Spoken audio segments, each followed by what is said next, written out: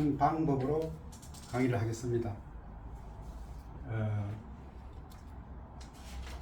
여기는 뭐 신앙성에 대한 그 어떤 실습을 하거나 실기를 하거나 이론을 가르치는 이런 것보다는 우리가 대회를 앞두고 있으니까 신앙송 출전을 하는 데 따른 키포인트하고 심사에 관한 이야기를 하고 그 다음에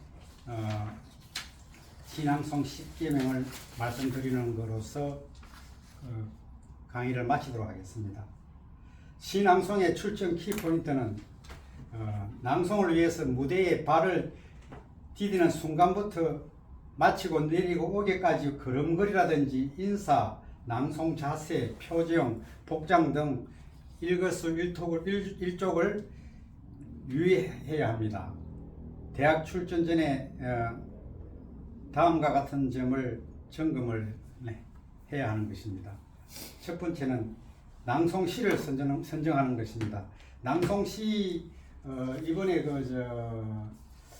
우리 이현실 장모님이나 강희찬 회장님께서도 시니어 신앙송대회에 처음부터 끝까지 참여를 보셔서 잘 들으셨겠지만 심사위원장이 나가서 이제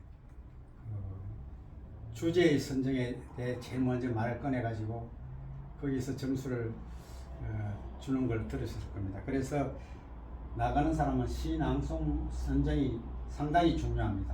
특히 우리는 이제 서종남 박사님께서 처음부터 그걸 강조를 하셨지만 저는 처음에 그 반대를 했는데 탄소 중립에 관한 시를 가지고 나오면은 가산점을 주자 했는데 처음엔 제가 언뜻 탄소 중립에 관한 시가 뭐 별로 있나 이런 상황에서 안 됩니다 그랬는데 일주일인가 한 달인가를 곰곰이 생각하고 다시 이제 회의를 했을 때는 그 말이 전적으로 맞는 말씀이됩니다 하고 제가 동의를 했습니다.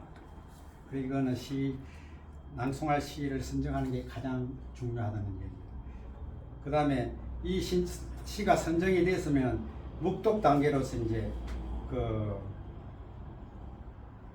그 시를 내 마음과 서로 교감을 하고 나누는 그런 마음의 자세로 이해를 하는 단계가 필요합니다.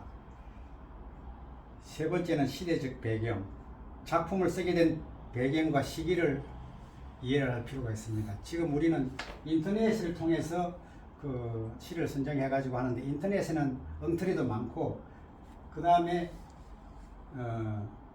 인터넷에 올릴 때 잘못 올리던 경우도 있기 때문에 꼭 출처를 밝히라고 그러는 거예요. 그리고 이번에 강 회장님께서도 낭송하는 분 유심히 보면서 이 낭송집이 없기 때문에 제목하고 시 이름하고 이제 나오는 사람 이런 정도의 정보밖에 없기 때문에 유심히 보시고 틀린 사람도 있더라 그래 말씀을 하시더라고.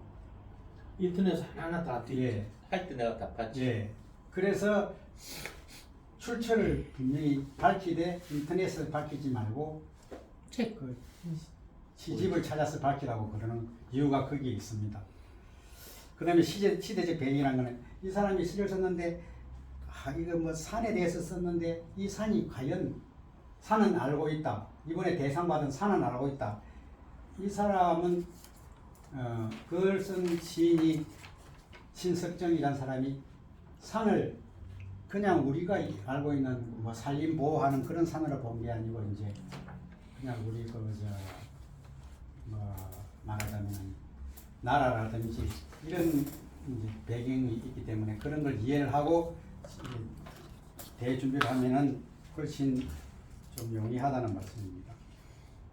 그다음 그래서 이제 시인의 심리 요추는 주제의 의미 파악 이게 이제 시인이 왜 이런 시를 썼을까 하고 이제 파악을 해보는 그런 시간을 갖는 게 상당히 이제 중요하다는 거고. 그다음에 다섯 번째는 연과 연의 흐름, 행과 행의 고리, 시 속에 담긴 시의 곱씹기, 내 삶의 궤적과 연결짓기. 이걸 이제 쭉 읽어가면서 묵독을 하면서 이 내용을 갖다가 연결고리를 잘 이렇게 생각을 해가면서 풀어가면은 훨씬 암송을 하는데 도움이 많이 되고 시 낭송을 할 때 이렇게 표현이 더 잘 된다는 내용입니다. 음독 단계. 이제 묵독을 했으면 이제 소리내 이제 읽는 단계가 필요한 거예요. 그 정확한 표준 발음으로. 시는 낭독을 이제 낭송을 할 때 경상도 사람이라도 서울 표준말로 이렇게 발음을 해가지고 낭송을 해야 되거든요. 그래서 표준 발음. 발음이 잘 안 되는 부분은 체크를 해가지고 이제 유의해서 이제 다시 읽어가면서 하고 띄어 읽기, 분절 같은 이런 걸 잘 해야 된다는 이야기입니다. 그다음 낭독 단계. 그 묵독을 하고 이제 음독을 하고 했으면 이제 그걸 낭독을 해보는 거예요. 시의 분위기와 느낌을 파악해서 표현해 보기, 고저, 장단, 강약, 속도와 포즈, 그 다음에 이제 리듬, 사이뛰기, 억양, 감정을 넣고 빼기, 클라이막스 살리기. 그리고 갖다가 이제 이런 걸 녹음을 해가지고 이제 다시 한번 들어보고 내가 뭘 보완을 해야 되느냐 이런 식으로 연습을 해야 된다는 얘기고, 이제 낭송 단계. 그렇게 연습을 했으면 이제 암송을 이제 처음부터 끝까지 해보는 거예요. 저도 이번에 사실 그걸 8년이나 되는 3분 30초가 되는 긴 시지만은 그걸 암송을 하기 위해서 제가 이틀 밤을 하루는 새벽 6시에 자고 대회하는 전날은 새벽 4시에 자고 이런 식으로 했는데, 그래가지고 또 대회 당일날 오전에도 계속 반복적으로 해가지고 달달달 외웠는데 막상 무대에 서니까 3년 제일 마지막 행을 첫 소절이 딱 막히더라고. 그 제가 연습할 때도 좀 막혔거든요. 불멸의 영가를 부르는 사랑의 강화. 이게 자꾸 불멸의 이게 머리 안 들어가고 찬란한 이게 자꾸 들어와가지고 나중에 찬란한이 나오는데 그거하고 헷갈려가지고 제가 버벅거렸어요.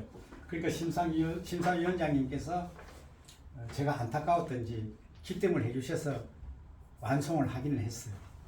그래서 저는 뭐 물론 상을 바라지 않고 나갔다는 거는 거짓말이겠죠. 그렇지만은 저는 뭐 상도 상이지만은 우리 오시는 분들 이런 거 있다는 걸 보여드리고 즐기려는 마음이 좀 앞서가지고 전에 개의치는 않았습니다. 그 다음에 실행에 옮기는 거예요. 이제 암송이 됐으면은 거울 앞에 서가지고 자세라든지 시선 처리라든지 표정이라든지 제스처라든지 마이크 사용 방법이라든지 담력 기력이라든지 이런 걸 갖다 이제 연습을 해야 된다는 거예요. 거울 앞에도 안 서고 이제 이렇게 연습을 하다 보면 자기가 어떻게 했는지 이제 모르는 거예요. 그러면 이제 어제도 엊그제도 두 분께서 보셔서 아시겠지만 그분이 굉장히 유명한 분이에요. 박종래 씨가 엄청 그 유명한 사람인데 그분이 17분간의 심사평을 하면서 그런 자세라든지 이런 걸 갖다 태도라든지 온갖 걸 다 강의하는 식으로 17분간 하는 걸 보고 오늘 오신 분은 복받은 사람들이구나 하고 느꼈어요. 그래서 이런 거가 굉장히 중요하다는 말씀을 드리고, 이제 이렇게 돼가지고 대회에 나가면은 이제 심사 결과에 겸허하게 수용하자. 이거는 무슨 이야기냐면 신앙송 대회를 마치고 이제 심사 결과에 따라서 대상, 금상, 은상, 뭐 장려상, 동상, 특별상 이런 걸 입상자를 발표하는데 심사위원들은 대부분이 그 관련 분야의 교수님이거나 시인이거나 전문 낭송가이거나 신앙송 지도자 등 신앙송 분야에서 전문가들이 대부분 구성이 되어 있거든요.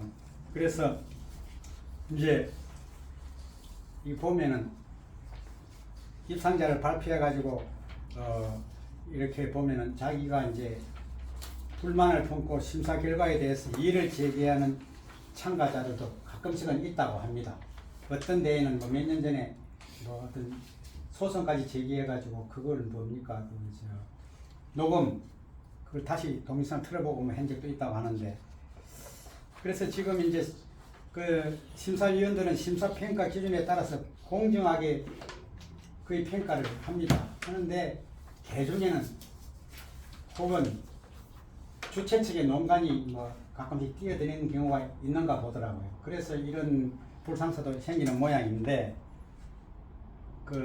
물론 심사는 그 주관적이기 때문에 심사위원들이 자기 그 본인의 취향이나 그 대회 특성에 따라서 평가를 할 수 있기 때문에 결과는 조금 다를 수가 있어요. 그래서 자기가 생각했던 것보다 결과가 다르더라도 중대한 그런 심사에 오류가 없는 이상은 겸허하게 수용하는 자세가 그 대회에 나가는 사람은 필요하다는 그런 말씀을 드리는 겁니다.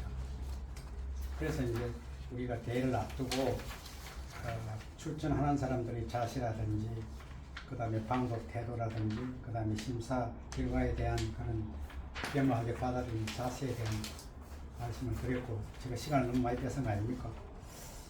2시 24분이네. 아직 좀 시간이 있는데 그 다음에 신앙송 10계명 이거는 제가 여기서 뭐 신앙송 기주라든지 무슨 뭐 이거 실기 이런 거는 아직 할 단계가 아니고 못하기 때문에 신앙송 10계명에 대해서 읽어드리는 것으로서 끝을 내겠습니다.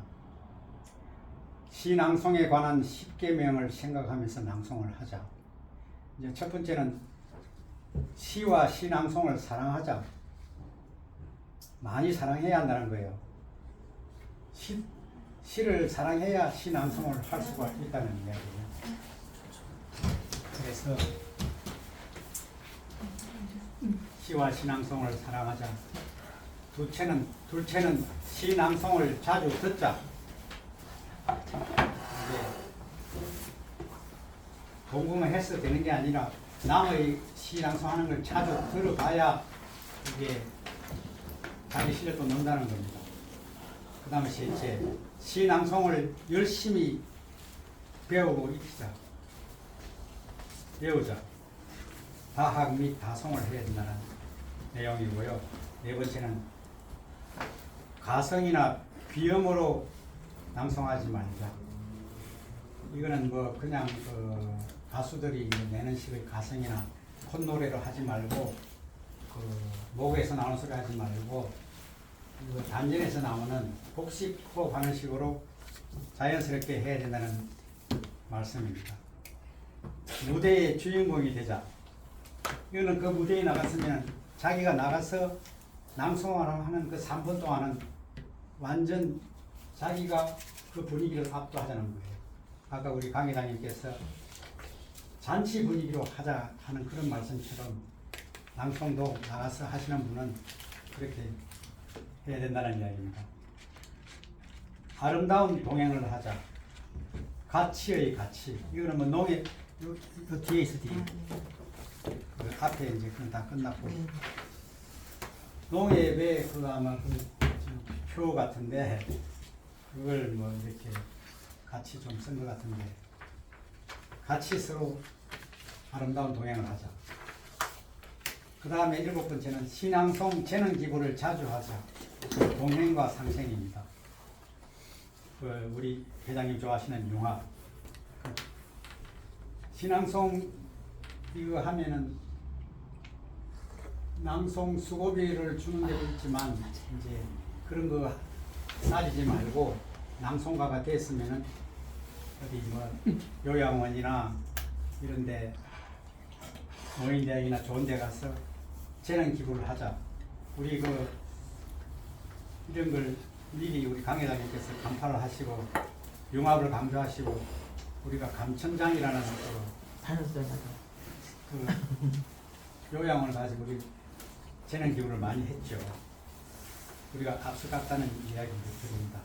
낭송 대회에 자주 참여하자. 그 참여의 중요성을 말씀드리는 건데 많이 참여해야 남이 하는 것도 보고 자기 실력이 느는 거예요. 그 다음에 자신만의 노하우를 개발하자. 자신의 여기 딱 있잖아요. 여기 볼 거 없이. 네. 자신의 특질을 발굴하자는 얘기예요. 이거 일단은 제가 이게 좀 한 2년 여기 발을 담가 보니까 어느 정도 일정 룰은 있는데 아카데미 원장님마다 하는 방법이 조금씩은 다 틀리더라고요. 그리고 뭐 우리나라에서 가장 오래됐고 막 가장 거리가 있다는 재능 교육도 보면은 그 사람들은 자기식의 기준을 만들어 가지고 대회할 때 행포를 많이 부리더라고요. 그러니 그런 거 흔들지 말고 내 식의 노하우를 개발을 하자는 그런 뜻이에요. 그 다음에 시낭송을 일상화하자. 시낭송을 생활화하면은 이제 어디 갔으라도 이제 모임이 있을 때 교회 모임도 마찬가지고 맞아요. 이번 절에 이런 데서도 지금 뭐 산사 음악회 하면서 음악회만 하는 게 아니고 신앙송을 그 프로그램의 절반 이상을 신앙송으로 넣습니다. 그래서 신앙송을 생활화하자는 얘기고, 다음은 시낭송의 333 전략에 대해서 간단히 말씀드리고 끝을 맺겠습니다. 첫 번째는 3번 이상 필사를 하라. 시가 선정이 되면 3번 이상 100개 적으라는 이야기예요. 필사는 책이나 문서 따위를 100개 쓰는 걸 말하는 거죠. 성경 필사하는 식으로. 필사를 하여서 시에 대한 기본적인 내용을 이해하고 시를 쓰면서 대략적으로 외우는 습관을 들인다. 제가 이제 지금보다 좀 젊은 시절에 교회에서 우리 목사님이 가르치는 성경 공부를 참여를 해보면 할머니들이나 이런 분들한테, 권사님들한테 이렇게 숙제를 주시더라고요. 외워, 다음 주까지, 만약 수요일을 좀 주로 많이 공부를 한다고 하면 다음 주 수요일까지 이 구절을 외워오세요. 그러면 이제 외우기 싫은 분은 20번을 써오세요. 그렇게 하더라고요. 그래서 이제 처음에는 이제 그거에 대해서 크게 이해를 못했는데 신앙송을 하다 보니까 그 외우는 방법이구나. 20번을 외우면 그저 쓰면은 쓰는 동안에 그게 저절로 외워진다는 이야기고, 아무리 나우나의 무슨 테스트형 이런 것도 60번만 따라 그러면 머리에 딱 들어온답니다. 그래서 3번 이상 필사를 하라. 그런 3번의 많은 횟수가 이제 아니다는 거죠. 교회에서 한 20번. 이번에 제가 8년이라 그러면 8가지 단락의 시인데 엄청 긴 시거든. 다른 분들 한 4년짜리만 이렇게 보통 신앙송을 하거든요. 그 2배를 하니까 제가 한 30번은 이렇게 필사를 하고 한 60번은 읽고 또 한 100번 이상은 이렇게 암송을 했어요. 그래가지고 머리에 딱 들어왔는데 그래도 버벅거리고 싶더라고요. 그래서 이제 장난이 아니에요. 장난이 아니에요. 시를 완벽하게 외우기 위한 기초적인 작업이라 할 수 있으니 게을리해서는 안 된다는 뜻이에요. 그 다음에 둘째는 30번 이상 묵독을 하라. 이제 100개 쓰는 게 끝나면 이제 눈으로 30번 이상 읽으라는 이야기예요. 소리 내지 않고 계속 읽는 연습을 소홀히 하지 말아야 한다는 거예요. 읽으면서 하는 것도 머리에 들어오지만 우선 눈으로 익혀가지고 그 시에 대한 이해를 완전 하라는 뜻이에요. 어떤 일에도 은근과 끈기가 필요하듯이 시낭송에서도 필수 불가결한 요소인 겁니다. 계속 읽다가 보면 내용이 머릿속에 들어오고 서서히 암송을 할 수 있는 상태가 됩니다. 셋째는 300번 이상 낭송을 하라. 이렇게 300번 이상 하라 그랬는데 제가 뭐 한 100번 정도밖에 안 했으니 버벅일 수밖에 없죠. 시간이 없어가지고 변명 같지만, 그런 후 300번 이상 소리 내어 낭송을 하는 겁니다. 조용한 공원이나 산과 들을 이용하는 것도 한 가지 방법이 될 수가 있고, 이제 뭐 혼자서 어디 뭐 골방에 들어가서 할 수도 있고, 신앙송 대회를 앞둔 낭송자라면 무대를 찾아가서 낭송 연습을 해보는 것이 무대 경험을 살리는 그런 경우인데, 무대 공포증이나 울렁증을 예방하는 데 효과적입니다. 그래서 아카데미에 나가보면은 자기 이제 그 제자들은 수업 시간에 이제 실습 시간에는 일단은 낭송 안 나갈 사람들은 약간 제껴놓고 낭송 나갈 사람들만 반복해서 그 무대에서 연습을 시키고 그 교정을 해주고 코칭을 합니다. 신앙송 대회에 나가는 낭송자들은 각고의 노력과 정성을 들여야 그나마 등첨에 들어갈 수 있는 거예요. 어찌 보면 300번은 최소한의 횟수일 수도 있다는, 더 많이 할수록 좋다는 거예요. 이게 이제 300번이 딱 정해진 게 아니고 뭐 500번 하면 더 좋겠죠. 어떤 이는 시 낭송 대회를 위해서 3000번 이상 낭송 연습을 한 다음에 무대에 섰다고 하는 사람도 있어요. 그런 사람들은 분명히 이제 성과가 있죠. 하루에 이제 30번을 이제 연습을 한다면은 약 3, 4개월이 경과가 돼야 3000번을 연습을 할 수 있는 그런 횟수가 이 3000번이에요. 모든 것이 노력이나 열정 없이 성취될 수가 없다는 것을 간과해서는 안 됩니다. 특히 신앙송의 9가지 요소인 고, 저, 장, 단, 강, 약, 완, 급, 심, 높게, 낮게, 길게, 짧게, 강하게, 약하게, 느리게, 급하게, 또 휴지 쉬는 거, 이런 거가 중요하고, 그 다음에 발성, 발음, 호흡 등에 대해서 꾸준히 연습을 하고 노력을 하며 실제 연습을 하는 것이 자연스러운 신앙송을 하는 비결이라고 생각을 합니다. 이거는 제가 아까 말씀드렸듯이 제가 이렇게 제 머리에서 나온 게 아니고 인터넷에 시낭송 잘 하는 법에 나오니까 이것을 참고하시기 바랍니다. 이상으로 제가 부족하지만 시낭송 강의를 마치도록 하겠습니다. 감사합니다.